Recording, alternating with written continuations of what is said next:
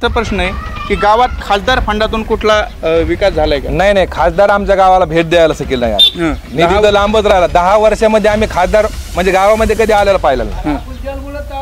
खासदारकीचं म्हणजे कुठं आम्ही कसला खासदार ते आमच्या गावातल्या लोकांना माहित सुद्धा नाही. खासदारी आला फंड तर बाजूलाच राहिला, पण त्यांनी गावाला तोंड देखील कधी दाखवलेलं नाही. जरांगे पाटलांनी जरी उमेदवार नाही द्याला, पण जरांगे पाटलांनी एकच सांगितलंय, आपल्या आई बहिणीचे डोके फुटलेत, फक्त याचा विचार करा. म्हणजे त्यांनी आम्हाला संदेश द्यालाय. किंवा भाजप सोडून किंवा हे भ्रष्ट जे विरोध करतात हे लोक सोडून तुम्ही मतदान करा. आम्हाला बुलेट ट्रेनचं काय करायचंय? आमचा मूल प्रश्न काय आहे की आमच्या शेतमालाला भाव पाहिजे. आम्हाला काय बुलेट ट्रेन मध्ये बसून मुंबईला जायचंय का? महाराष्ट्रात कुठलेच प्रकल्प आले नाही. आमचं म्हणणं असं का आम्हाला काही देऊच नका, त्या मोदीकडून काही अपेक्षाच नाही. फक्त आमचं केरळ कष्टाचं आमचं GST लावून आमच्या बोखांना आमचं ओढून घेऊ नका. पण नुसतं मंदिरं बांधून बी काही होत नाही. बाकीचे सुद्धा प्रश्न आहेत समाजाचे, त्या प्रश्नाकडे सुद्धा लक्ष दिलंय. आपल्याला महाराष्ट्रात ह्यावेळेस निवडणुकीत दिसून येईल. हे जरी भांबीत असले ना की आमचं काय होत नाही, मराठी आमचं काय करत नाही, यांना ह्या निवडणुकीत मराठी त्यांची जागा दाखवल्याशिवाय निश्चित राहणार नाहीत. नमस्कार, मी ओमकार शेंबडे. आपण पाहताय प्रेस महाराष्ट्र न्यूज. सध्या मी चकलांबा सर्कलमधील सैदापूर गावामध्ये आहे. या ठिकाणी लोकसभेचं नेमकं वारं काय चाललंय, नेमकं जनतेचं मत कुणाला आहे? एकीकडून भाजपकडून पंकजा मुंडे उभा आहेत, एकीकडून शरद पवार गटाकडून बजरंग बाप्पा सोनवणे आहेत, तर वंचित बहुजन आघाडीने आत्ताच अशोक हिंगे यांना उभा केलेलं आहे. आणि याच अनुषंगाने या चकलांबा सर्कलमधील सैदापूर गावामध्ये काय नेमकं वारं कुणाचं वाहत आहे, नेमकं या जनतेचं मत काय, इथलचा विकास किती झाला आहे, या सर्व गोष्टीचा आज आपण आढावा घेणार आहेत. माझ्यासाठी या सैदापूर ग्रामस्थ आहेत आणि आपण त्यांच्याकडून जाणून घेणार आहेत की नेमकं तुमचं मत कुणाला आणि तुमच्या गावात खासदार फंडातून कोणतं काम आलं आहे, कुठल्या कामाने तुमचं गाव नामांकित होणार आहे, या सर्व प्रश्नांची उत्तर आज मी या सैदापूर जनतेकडून घेतो आहे. आणि प्रेस महाराष्ट्रासाठी ही एक नवीन अपडेट तुम्ही पाहताय. काय सांगाल, लोकसभेचं वारं आता वाहू लागले, अगदी काही क्षणात आता उमेदवार फॉर्म भरणार आहेत आणि याच अनुषंगाने तुमचं मत कुणाला आहे? आता काय जे जरांगे पाटील सांगतील त्यांना करू. जरांगे पाटील म्हणतायत की मी सांगणार नाही, पण तुम्हाला तुमच्या मनात जे आणायचे ते आणा, जे पाडायचे ते पाडा. काय सांगाल? करून साऱ्याचा विचार करून होईल ना. काय विचार करून जे होईल साऱ्याचं एकच फुल येणार. साऱ्याची एकच. किती या ठिकाणी किती मतदान आहे गावामध्ये? 700 मतदान या गावामध्ये आहे. आपण अजूनही या ठिकाणी काही आहेत. काय सांगाल, नाव काय तुमचं? सतीश शेळके. सतीश शेळके, काय सांगाल, आता लोकसभेचं वारं वाहत आहे, आता उमेदवार काही क्षणात फॉर्म भरतीलच या 2-3 दिवसात, तर तुमचं मत कुणाला राहील? बजरंग बाप्पा की पंकजा मुंडे की अशोक हिंगे वंचित कोण उभा आहे? आमचं मत जसं जरांगे पाटलांनी सांगितलंय तसं, जे आपल्याला आरक्षणासाठी सहकार्य ज्यांनी नाही केलं, जे आरक्षणाला आपला विरोध केलाय, त्यांना त्यांची जागा दाखवून देणं आपलं काम आहे जनतेचं. आजपर्यंत मराठा समाज एक झाला नाही. जरांगे पाटलामुळं या 70 वर्षात मराठा समाज एक झाला आहे. आरक्षणची मागणी या 70 वर्षात चालू आहे, तरी पण भेटली नाही. जरांगे पाटील जे म्हणते ती पूर्व दिशा राहील सध्या. पाटील म्हणतायत की मला जे तुम्हाला जे आणायचे लोकसभेला ते आणा, आपण 4 जून नंतर ठरवूया की आपल्याला उभं राहायचंय का या व्यवस्थेतून आपल्याला आरक्षण घ्यायचं. हा, मग जरांगे पाटील सांगितलं तसं आम्ही गुपित मतदान करणार ना, ज्याला करायचं त्याला. असे ओपनली आम्ही सांगू शकत नाही आज, पण करेक्ट कार्यक्रम करणार आहेत. चालतं.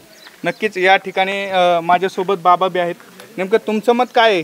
लोकसभेचं वारं वाहत आहे आता बीड जिल्ह्यामध्ये, कुणाला मतदान करायचे? आता या खासदारकीची जी निवडणूक आहे त्यासाठी जे भाजपचं सरकार उभं राहिले, त्यांनी आरक्षणासाठी काहीच मदत केलेली नाही. त्यांनी मदत केली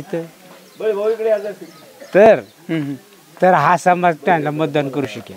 गेले 7 ते 8 महिने झाले जरांगे पाटलांचं आंदोलन चालू आहे. याचा फरक तुमच्या गावावरती किती? आमच्या गावामध्ये गावातून काय काय सहकार्य तुम्ही? जेवढे समाज आहे मराठा समाज, तो एका दोरीमध्ये आलेला आहे.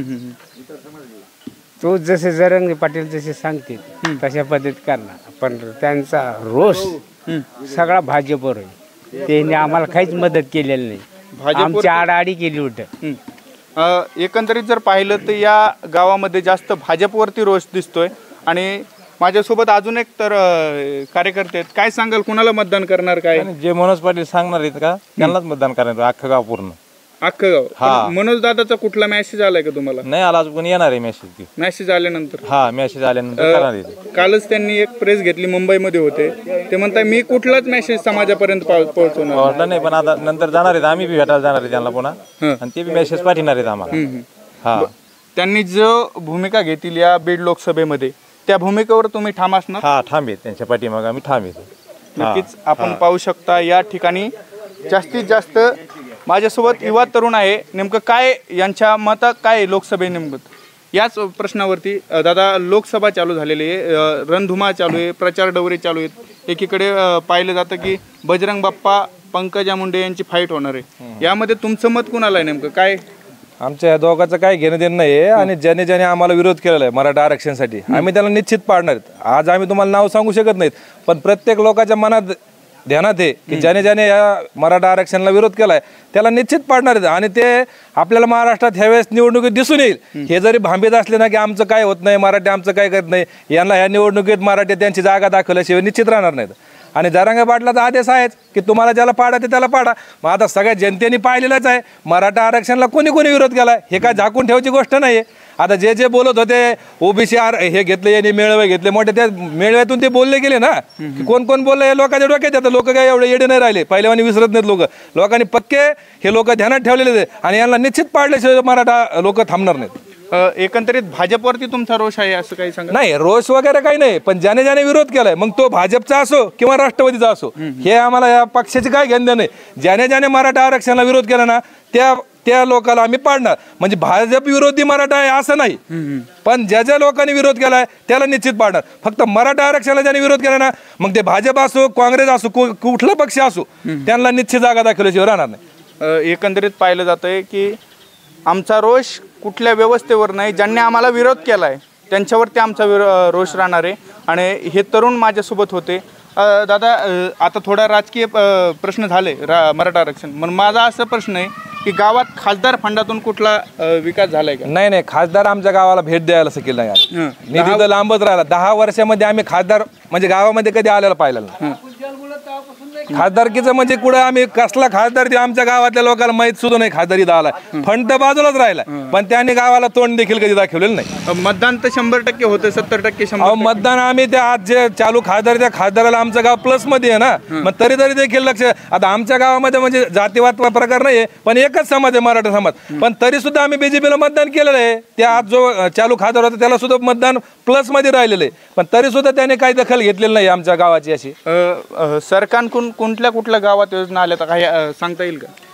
सरकारकडून योजना आलेल्या आहेत आणि अजून पक्की सडक सुद्धा बीजेपी सरकारने आम्हाला दिलेली आहे, त्याच्याबद्दल त्यांचे धन्यवाद आहे. पण अजून काही म्हणजे समाजाचे काही प्रश्न आहेत त्या प्रश्नाकडे सुद्धा देखील त्यांनी लक्ष दिलं पाहिजे. शेतमालाला भाव दिला पाहिजे. आज आपण बघतोय कापसाला 8,000 भाव होता, 7,000 केलाय.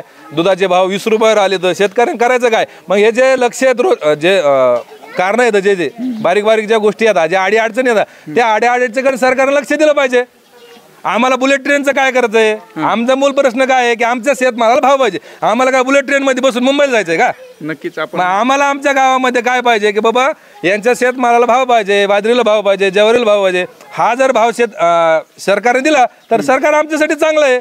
विमान आणलं का बुलेट ट्रेन आणली का हे शेतकऱ्याचं काय कामाचं नाही ना. बरं, माझाच असा एक प्रश्न आहे की राम मंदिर ज्याच्यावरती आता कुठंतरी मीडियामध्ये किंवा या समाजामध्ये दोष केला जातो, मोदी साहेब असते तरच राम मंदिर झालं असतं, काय सांगाल तुम्ही? राज ठाकरे म्हणताय. बरोबर आहे, मोदी साहेबांनी राम मंदिर आणलेलं आहे. भाजप सरकार हिंदू विषय चांगला आहे, ठीक आहे, पण नुसतं मंदिरं बांधून बी काय होत नाही. बाकीचे सुद्धा प्रश्न आहेत समाजाचे, त्या प्रश्नाकडे सुद्धा लक्ष दिलंय. नाही, मोदींनी जे केलंय ते खूप उत्कृष्ट कामगिरी केलेली आहे. आपण मोदी सरकारला नाव ठेवत नाहीत, पण थोडे सामाजिक जे कारण आहेत, लोकांचे जे गोष्टी अडी अडचणी आहेत त्या अडी अडचणीकडे त्याने थोडं लक्ष दिलं पाहिजे. ते मोठमोठ्या लोकांकडे लक्ष देतात, पण बारीक शेतकऱ्याकडे सुद्धा काही प्रश्न आहेत त्या प्रश्नाकडे त्यांचं लक्ष निश्चित असलं पाहिजे. नक्कीच. आपण या तरुणांनी अतिशय सुंदर अशा प्रकारे आपलं मत व्यक्त केलेलं आहे. जे सरकारवरती रोष असेल या सर्व गोष्टीवरती आपण बीड लोकसभेसाठी एकीकडून बलाढ्य उमेदवार पंकजा मुंडे आहे, एकीकडून बजरंग बाप्पा सोनवणे आहे. तुमचं मत नेमकं कोणाला आहे? आमचं भाजप विरोधी. भाजप विरोधी? आम्ही भाजप विरोधी. का बरं? कारण असं आम्ही बीजेपीच माणूस होतो मी. पण मी वाजपेयीला मानणार नसतो. वाजपेयी अटल बिहारी वाजपेयी. पण ती वाजपेयीची बीजेपी राहिली नाही आता. आता बदलली का बीजेपी? वाजपेयीची बीजेपी अजिबात राहिली नाही. माझी एक बार गोपीनाथ मुंडे साहेबाची मुलाखत झाली ती. ते 10 वेळेस ते आमच्या वेळेस त्यावेळेस मराठा विरोध वंजारे वाद लागला होता गावात. मग सगळ्या जिल्ह्यात लागला होता. सूर्य दसुभाऊ होते त्यांच्या विरोधात. त्यावेळेस असा परिस्थिती झाली की मराठा विरुद्ध वंजारी इतका वाद लागला, ओबीसी विरुद्ध मराठा. आणि मग ते माझ्या समोर जीप उभा केली ते मुंडे साहेबांनी. तर त्यानंतर मग ते प्रत्येक लोक हातात देत त्यांच्यात निघून जाईल. पण मी काय त्यांच्याकडे गेलो नाही हातात द्यायला, कारण मी मराठा असल्यामुळे गेलो नाही. मग ती 10-20 मिनिटं झाली ते पाहत होते सगळा विषय की सगळे लोक आपल्या हातात देऊन जातात. पण हे काम द्यावं आपल्या हातात माणूस आहे ती वेळ की हा मराठा माणूस आहे आणि ते आपल्याला मतदान करणार. मग त्यांनी नंतर ती जीपमध्ये उतरली माझ्याकडे आले. म्हटले मी आता 20 मिनिटं झालं सगळे लोक हातात देऊन गेले, पण तुम्ही माझ्याकडे आले, मी तुमच्याकडे लक्ष ठेवा माझ्या.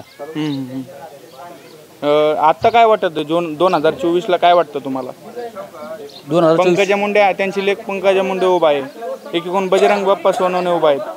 म्हणूनच मी सांगतो ना. मग त्यावेळेस म्हणले मतदान करा आम्हाला. म्हणलं मी मतदान करणार साहेब. ते म्हणले तुम्ही मतदान करणार आहे, कारण आम्हाला तो ओळखू दे असं म्हणले मला मुंडे साहेब. मी म्हणलं मी मतदान करणार आहे साहेब तुम्हाला. ते म्हणले काय कारण? म्हणलं मला तुम्हाला मतदान यासाठी करायचं, मला वाजपेयीला पंतप्रधान करायचं म्हणून तुम्हाला मतदान करायचं म्हणून. अटल बिहारी वाजपेयी त्यावेळेसचे पंतप्रधान झाले ते. तुम्ही केव्हा मतदान केलं त्यांना? केव्हा भेट झाली तुमची काय सांगा? 1992चा विषय. तर मला ते म्हणलं तुम्हाला मतदान साहेब यासाठी करायचं, मला वाजपेयीला पंतप्रधान करायचं. चालेल, नक्कीच वाजपेयीला पंतप्रधान. या 2024 मध्ये मतदान कुणाला असणार तुमचं? आणि आता निश्चित मला जर अजून अपडेट आले मतदानापर्यंत त्यांचं जर पंतप्रधान उमेदवार बदला पाडेल ते मोदीला मतदान करत नाही तुम्हाला? नाही, मोदीने नितीन गडकरी कुणी जर प्रोजेक्ट केलं बीजेपीने तर माझा विचार बदलू शकतो मी. नितीन गडकरी का बरं एवढं फॅन तुम्ही? माझा आवडता फॅन आहे ते. मी वाजपेयीचे गुण पाहतो त्यांच्यात. नितीन गडकरींमध्ये. नरेंद्र मोदीमध्ये का नाही पाहतो? नरेंद्र मोदी धोकेबाज माणूस निघले. कसं काय? विश्वास टाकला पण ते विश्वासाला पात्र नाही वाटले. ऊर आहे काय विश्वासघात केला असं तुम्हाला वाटतंय? वाटलं होतं असं होईल, पण त्या पद्धतीने ते सगळ्या स्कीम गुजरातला चालले त्याने. ते त्यांना कुठलेच प्रकल्प आले नाही. आमचं म्हणणं असं का आम्हाला काही देऊच नका, त्या मोदीकडून काही अपेक्षाच नाही. फक्त आमचं केलेलं कष्टाचं आमचं GST लावून आमच्या बोखंड आमचं ओढून घेऊ नका. बरं, नक्कीच. हा रोष जो GST ज्या सरकारने या 10 वर्षाच्या काळामध्ये जे काय हे केलंय त्याच संदर्भात ह्यांचा रोष हा होता. ते म्हणतात की मी नितीन गडकरी जर पंतप्रधान असले तर मी नक्कीच भाजपला मतदान करेल, माझा विचार बदलू शकतो, पण मी नरेंद्र मोदींना मतदान करणार नाही, असा रोष आहे. माझ्यासमोर इकडे कट्ट्यावरती काही जण बसलेले आहेत, आपण विचारणार. काय सांगाल बीड लोकसभेसाठी? बोला. बीड लोकसभेसाठी तुम्ही बोला. काय नाही बोलायचं आम्हाला. आम्ही जरांगे पाटील जे म्हणते त्यालाच मतदान करणार आहेत, बाकी कोणालाच आम्ही विचारित नाही. जरांगे पाटलांनी दगड जरी उभा केला तरी आम्ही त्यांनाच मतदान करणार. जरांगे पाटील पण या लोकसभेला कुठलाही उमेदवार जरांगे पाटलांनी जरी उमेदवार नाही द्याला पण जरांगे पाटलांनी एकच सांगितलंय, आपल्या आई बहिणीचे डोके फुटलेत, फक्त याचा विचार करा. म्हणजे त्यांनी आम्हाला संदेश द्यालाय. किंवा भाजप सोडून किंवा हे भ्रष्ट जे विरोध करतात हे लोक सोडून तुम्ही मतदान करा. आणि आपल्या आई बहिणीचे जे डोके फुटलेत याचा तुम्ही जाणीवपूर्वक विचार करा म्हणून सांगितलं. कल कुणाकडे? कल कुणाकडे? आमच्या आई बहिणीचे जे डोके फुटलेत तिकडे कल जाईल आमचा, विरोधाकडच. ज्यांनी डोके फुटले त्यांना मतदान देऊ का आम्ही? ज्यांनी मतदान आमच्या डोके फोडलेत आई बहिणीचे त्यांना मतदान आम्ही कसं करू? मग आम्हाला जरांगे पाटलांनी त्यावेळेसच संदेश दिलेला आहे.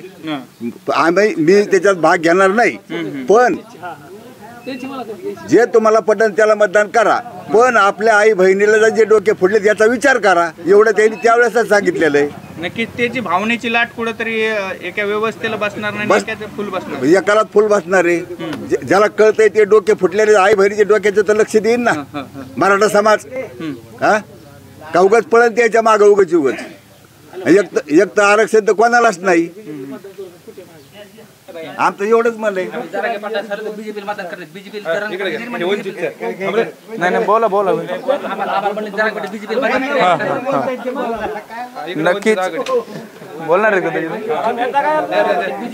नक्कीच या ठिकाणी जो रोज आहे जो 100% जरांगे पाटील परफॉर्मन्स इथे दिसतो. सगळे जनता इथालचं चक्रांबा सर्कलमधील हे गाव टोटल जरांगे पाटलाच्या मागे असं या दृश्यातून मला वाटलं. आणि याच दृश्यातून या सरकारला या व्यवस्थेला भावनेची लाट परवडणार नाही. या समाजाची भावनेची जी लाट आहे ती परवडणार नाही. कॅमेरामॅन किशोर सिरसटसह मी ओमकार शेंबडे, प्रेस महाराष्ट्र न्यूज थांबतो. धन्यवाद.